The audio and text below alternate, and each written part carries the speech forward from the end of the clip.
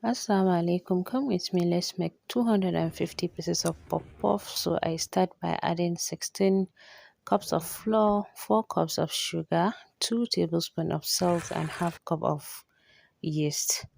I added water to my own consistency saboda bana son yin sha mai and I want it to be fluffy. So I started by using muciya na yi turning na ga ba zai yiwu ba. Na samu vanilla flavor ɗina saboda ina son puff puff ɗina ya dinga ƙamshi. So I now change to my whisker na yi beating ɗin shi sosai sosai. Na bar shi ya tashi for about 40 minutes.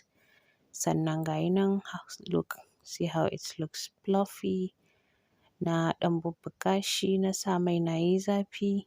Na fara zuzzuba puff puff ɗina. So now my puff puff is ready and I'm done. Look how it's yummy. It looks very yummy and fluffy. Sannan kuma bai sha mai ba. Bye.